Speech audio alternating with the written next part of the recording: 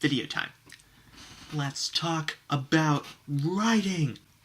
So, many of you probably already know that I'm a writer. I write things. I've been writing for over a decade, I think. Story writing is what we're talking about. And I've largely not had a ton of success. But I wanted to sit down and talk about some of the things I have learned. And kind of, the thing with most writing advice is it's not super helpful. And I wanted to sit down and just kind of have a talk and put some of the things I've learned out there from practical experience and try to put some helpful advice out there. Some things that helped me, whether they were things I learned far later than I wanted to learn them, things I was told earlier and then didn't listen to till later, or just things I learned the hard way. Most of this is stuff I learned the hard way. And again, it's not like I've actually finished a lot in the realm of stories, or I'm not standing upon laurels of success and looking down and being like, this is how you should write. By and large, I think that's usually the problem with writing advice, is it tends to be very much, this worked for me, so it definitely will work for you, and I have everything figured out. I don't know why successful writers sound like that. No offense to anyone. Focusing here on what we're actually supposed to be talking about, this isn't necessarily right. Take everything I say with a grain of salt. I don't know how much of this I actually figured out. I'm learning new stuff every day. That's kind of the secret, is that you never actually figure out writing. It's not like, there's never like a smartphone. I'm a professional. I'm not. That's exactly what I'm saying. I'm not a professional. I don't know what I'm doing. I have about, I think, 11 years of experience or so. I've been writing. Would you stop that phone? I'm trying to do a video. Really rude phone. What I'm trying to say is, before I was so rudely interrupted by my thriving social life. So, I'm going to operate upon the assumption that you cannot hear the phone buzzing in the background. Returning to what I was talking about. I'm not standing upon the laurels of success here. Some of the stuff I'm going to tell you is wrong. It just is. I'm sure it is. I don't know what it is yet. If I knew it was wrong, I wouldn't tell you. But I'm not necessarily speaking from an authoritative perspective here. This is just stuff that I've learned, stuff that's working for me at the moment, things I've learned in the past. It's going to be general advice about writing. I'm operating under the assumption you already write, or you really, really want to write. This isn't necessarily how to get started in writing. I've been writing for a few years and it doesn't feel like I'm getting anywhere. How can I write better? That's basically what I'm talking about. It is how to write better, hopefully. It's basically all this is. How to write better, hopefully. It's not how to get started in writing, how to understand, like, where to begin with writing as a whole. There's a lot of things I want to talk about. I would love to sit down and just download everything that I've learned and figured out into one giant video. That's not going to happen. I wanted to do that. I wrote down a ton of notes, but any of these bullet points that I've written down could probably be its own video. So this is not going to be that long. It's probably just going to stop in the middle of things. I'll be like, I'll come back to these topics later. There's lots of things I want to talk about. Only so much time. Only so much air in my lungs. But let's get started. Hopefully some of this is helpful. None of this is doctrine. And I think because I'm not standing upon this high and mighty throne of success, I haven't published anything. I've finished like 7 stories in my life. I mean, I've written relentlessly. I write almost daily now. I think that's a good thing to do. I have things to talk about. I have stuff about writing consistently later on the talk. I do write a lot. It doesn't necessarily mean I know what I'm doing. That's the important thing. But because of that, because I'm just a fellow sort of aspiring writer in the trenches, do I still count as aspiring if I've been doing this for so long? I think we're all aspiring, really, aren't we? We're all aspiring to greater heights. So yeah. But as a fellow writer in the trenches, I think I have a unique ability to come to you guys as someone who is not speaking from this kind of stiff, high podium of success and be like, I can just be down to earth with you guys and like, hopefully this helps. This is just stuff that's helped me, and this is stuff I wish someone had told me. These are the things I either wish someone had told me, or I was told but didn't believe until I found out the hard way. That's basically what it is. And keep in mind, on top of this, the more writing advice actually affects your process, like the more it changes the way you write, the longer it's going to take to do that. Because your process is so fundamental, it's such a huge part of the way you think about writing, and then how you write on top of those thoughts, that if anything actually fundamentally alters it, it's going to take more than just an afternoon, to alter that. So keep that in mind. Hopefully this helps you today, but if it doesn't help you today, maybe it will help you tomorrow, or next week, or next year, or next month, whatever. Hopefully some things helps sometime. Nothing in the world will make you a good writer overnight. There is no list of things, there is no magic word, there's nothing you can do that will make you instantly a good writer. That's not how improvement works.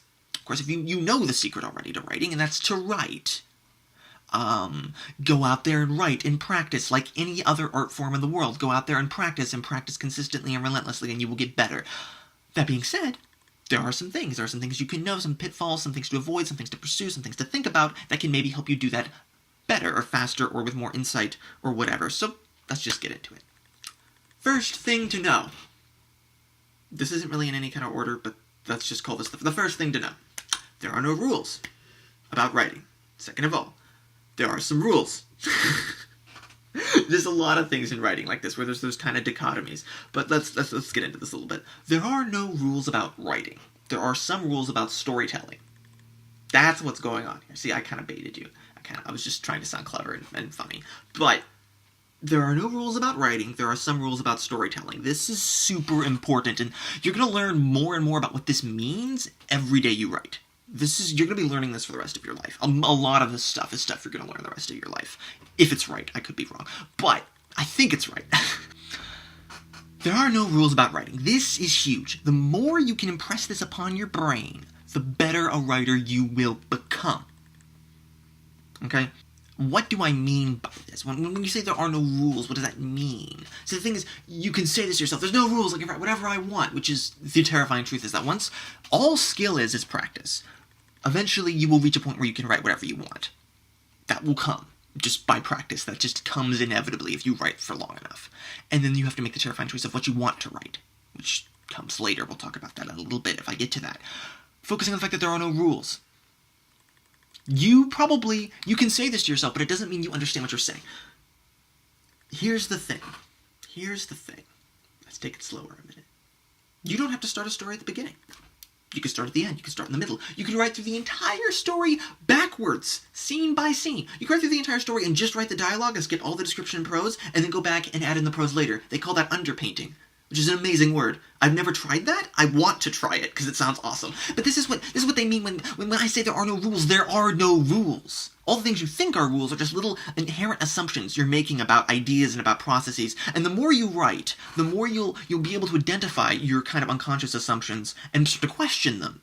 Because a lot of them are not actually rules. A lot of them are real rules you've made for yourself, because the truth about writing is that it's infinity. You are playing with infinity. You can write anything. Your imagination is limitless.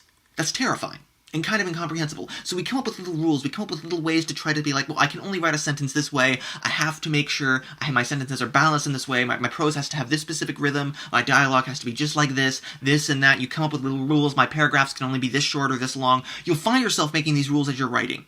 Question them, break them. Always break your own little rules about writing, because most of the time they're limiting you. And the more you break them, the more you'll learn about what is actually important. Experiment relentlessly. We're going to get to that in a minute. Experimentation, you know what? Let's just go there right now. Experimentation is key. There is no ultimate method. There is no golden key. There's no secret sauce, no magic word, and no rainbow bridge. You may not want to hear that. You may want there to be a magic word. You may want to be able to say Xizzy, and then boom, you're a good writer, and your mind explodes. But no. No. It's not a thing. There are no shortcuts. There are no shortcuts in this business. If you want to do anything good in life, it will be hard. Anything worth doing in life is hard. Writing, especially. I have thought paralysis. Writing is still the harder beast. Okay? Writing is not easy. But it is worthwhile, and it is beautiful, and it is one of the best things you can do. It is amazing. It is sub-creation, the creation of new worlds and new stories, stepping into the minds of fiction. Other worlds, other places, other rainbows. It's amazing. But it's not easy. It's not easy to get to other worlds. It's never easy. So, where was I? Experiment relentlessly, because there is no ultimate method. That's a big secret. There's no ultimate method. All those people that say, here's your top 5 ways to find the ultimate method to be the best writer ever. Lies. That may have worked for them, for one story. But I guarantee you, it probably won't work for you. It may work for 1 or 2 stories, and if it does work, do it. That's another thing about writing. If it works, It's not hurting you or hurting someone else. If it works, do it. If standing on your head for 5 minutes and reciting Klingon poetry backwards somehow gets you into the right headspace to write amazing novels, do it. Okay? Because everyone does write differently. People say that all the time, and it kind of turns into this background fuzz, but it's true. And the thing is, you do not merely have a different process from other people, you have a different process for everything you write. Everything. Every story is written differently, even if they're written by the same author. If it's a truly different story, it will have a different process. There is no ultimate method, because one method creates one story. Every writing experience will be different. Every time you write will be different, so experiment. Try writing in from the middle, try writing from the end, try doing all kinds of crazy things. Write a story with no dialogue, write a story that's only dialogue, write a story where every character has the same name. Do crazy things that make no sense. Try everything, because you don't know if it's going to work until you try it. And you don't know what method is going to work for what story until you try. Write episodically, write in one giant splotch, and then cut it into chapters. Whatever works, just try, because every story you write will be written differently. There is no ultimate method. Do not pursue an ultimate method, I don't think, because I don't think that's going to get you anywhere. There is no ultimate method. There is no one way to write, no ultimate way to write. There is no rainbow bridge. There's no golden key, no magic word.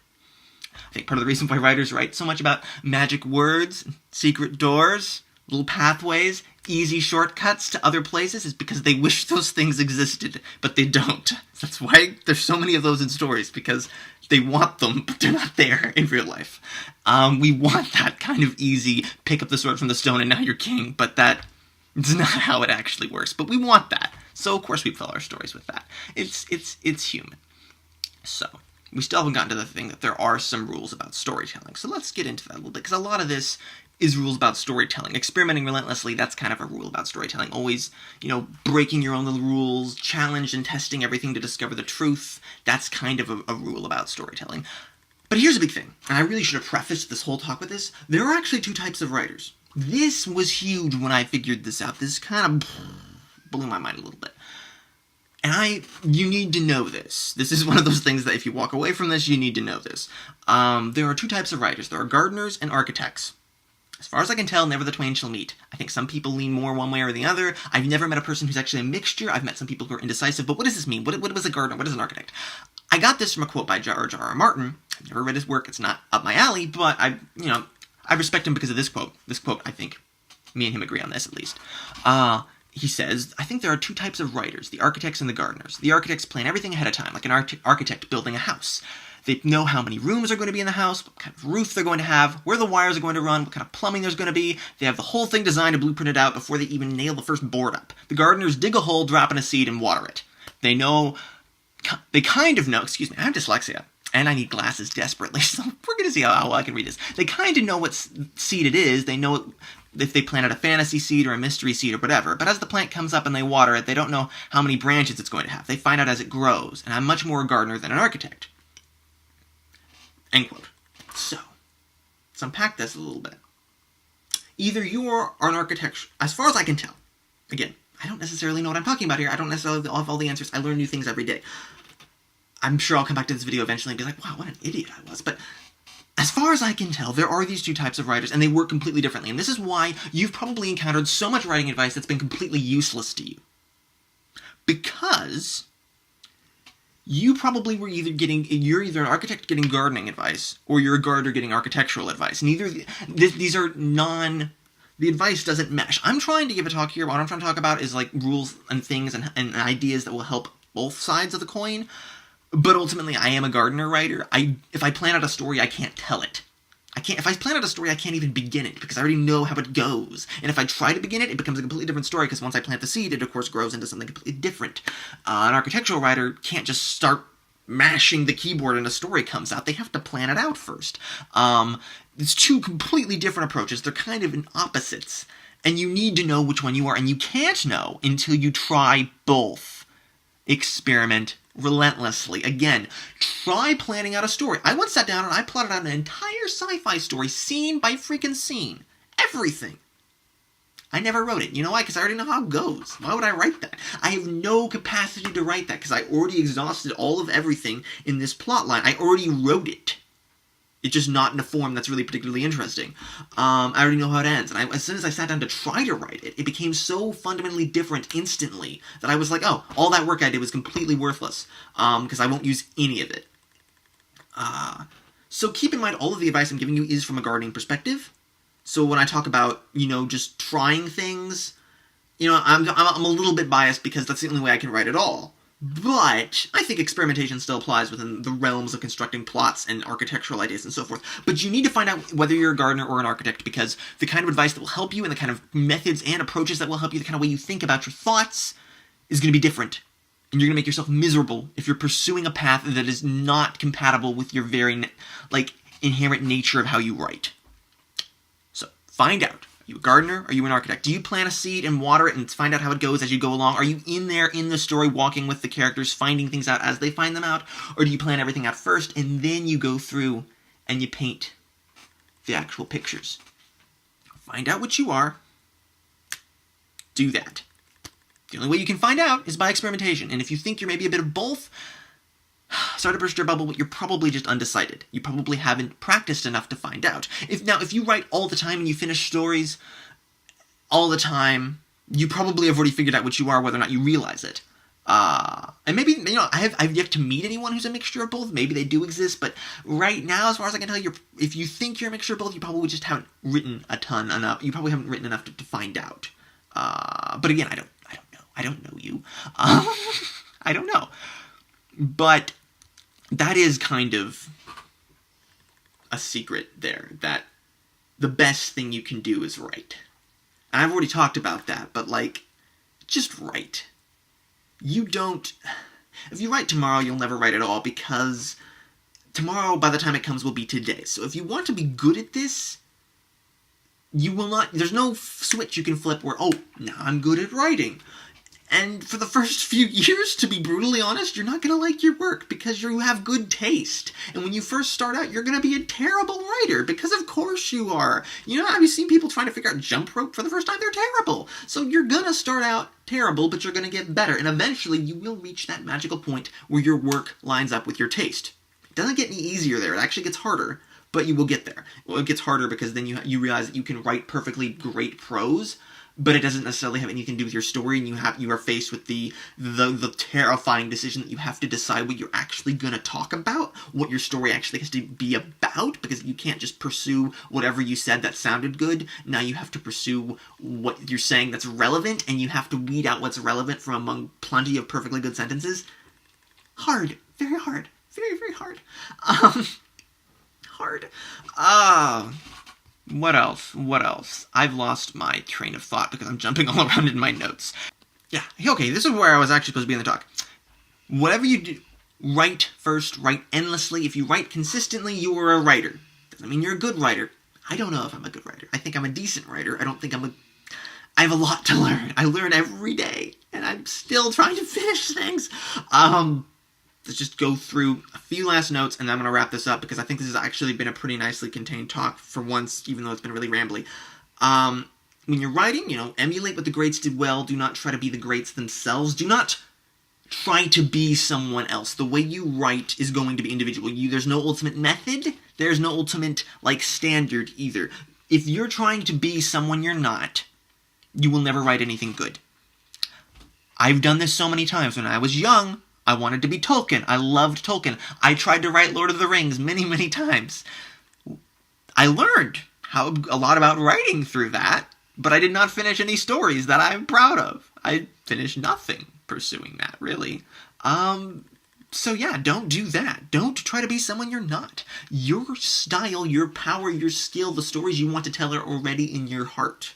Okay? Well, the good writer you're going to become is you. Because uniqueness, originality, these things stem from individuality. Art is the product of the spirit, and you must say what is inside you to actually do things. Don't emulate the things the greats did well. You can look at Tolkien and you can see how he incorporated description into this world, and his world building, and the way he worked with world building, and his thematic elements, and his examinations of good and evil, and all these things. But you can't write Lord of the Rings, and you can't be Tolkien, so don't try. It's not gonna be good for you. It's not a good thing.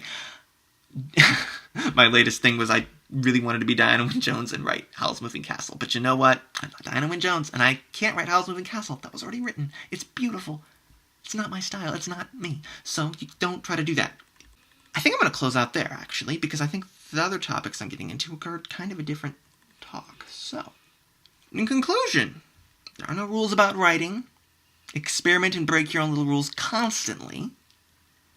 Write constantly. Because the more you write, the more you'll learn, and the better you will become at writing. Try to learn...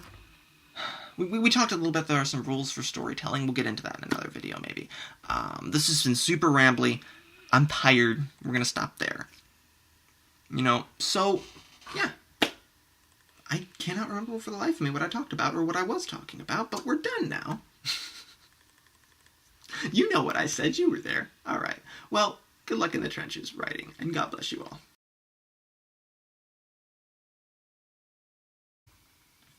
Talking about writing. Talking about writing. I think, so basically what I'm trying to say is, writing, nerve damage, blah, blah, blah. Alright, I'm fine. Father, help me to make a good video, Lord, please.